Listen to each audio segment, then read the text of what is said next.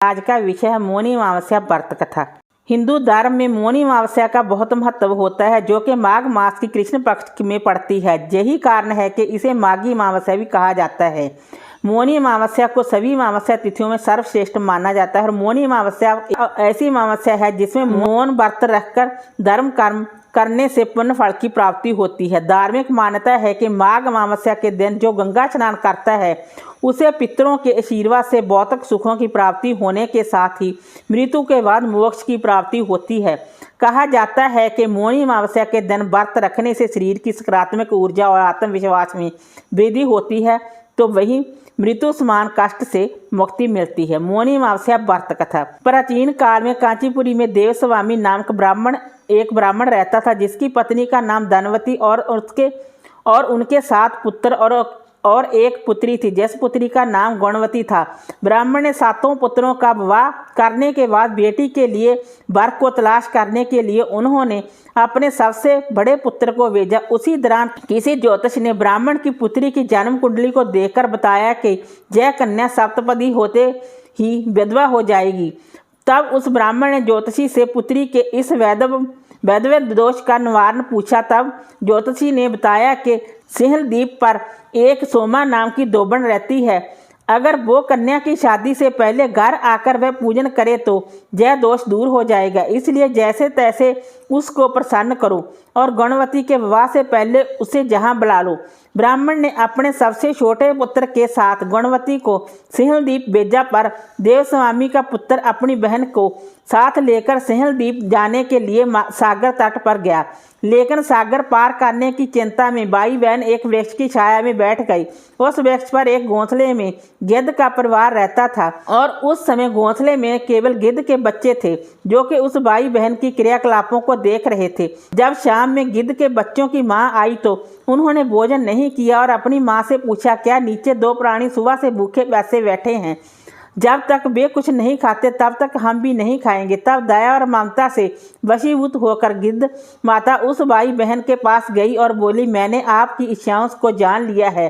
इस बान में जो भी फल फूल कंदमूल मिलेगा उसे मैं ले आती हूँ। आप दोनों भोजन कर लीजिए। मैं सुबह आप दोनों को सागर पार करा के सिंहल द्वीप की सोमा के पास पहुंचा दूंगी। गिद्ध माता की सहायता से दोनों भाई बहन सोमा के घर जा पहुंचे और रोजाना वे सुबह उठकर सोमा का घर झाड़कर लीप दिया करते थे। एक दिन सोमा ने अपनी बहुओं से पूछा कि हमारे घर कौन बहारता है और कौन लीपता है पोतता है? तभी सभी बहुओं ने कहा कि हमारे अलावा और कौन बाहर से इस कार्य को करने आएगा।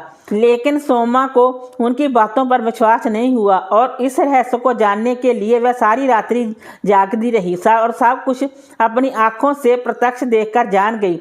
तब सोमा ने उस भाई बहन से बातचीत किया और इस तरह से कार्य करने का कारण पूछा।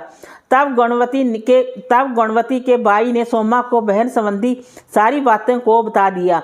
सोमा उनकी साधना और सेवा से प्रसन्न होकर सही समय पर उसके घर पहुंचने का वचन देकर कन्या के वैधव्य दोष दूर करने का आश्वासन भी दिया। लेकिन गुणवती के भाई ने उसे अपने साथ चलने का आग्रह किया और आग्रह को स्वीकार करके सोमा उन दोनों के साथ चल दी। पर चलते समय सोमा ने अपनी बहुओं से बोली, अगर मेरी गैर हाजिरी में किसी की मृत्यु हो जाए तो उसके शरीर को नष्ट मत होने देना, मेरा इंतजार करना। और फिर सोमा गुणवती और उसके भाई के साथ कांची पर पहुंच गई। दूसरे दिन गुणवती के विवाह का कार्यक्रम तय हुआ और सप्तशती होते ही गुणवती का पति मर गया। तब सोमा ने तुरंत अपने संचित पुण्यों का फल गुणवती को प्रदान किया, जिससे उसका पति जीवित हो उठा। तब सोमा उन्हें आशीर्वाद देकर अपने घर चली गई और उधर गुणवती को पुण्य फल देने से सोमा के पुत्र जमाता और पति की मृत्यु हो गई। तब सोमा ने पुण्य फल संचित करने के लिए पीपल वृक्ष की छाया में भगवान श्री हरि विष्णु जी का पूजन करके 108 परिक्रमा किया, जिसके पूर्ण होते ही सोमा के परिवार के मृतक जन जीवित हो उठे। मौनी अमावस्या व्रत कथा का लक्ष्य यही है कि निष्काम भाव से सेवा का फल सदैव मधुर ही होता है। उम्मीद है आपको मौनी अमावस्या व्रत कथा सुनना पसंद आया होगा। इसे अपनों के बीच अधिक से अधिक शेयर करें और ऐसे ही व्रत कथा को पढ़ने के लिए जुड़े रहें हमारे चैनल लाइफ ऑफ फेस्टिव के साथ।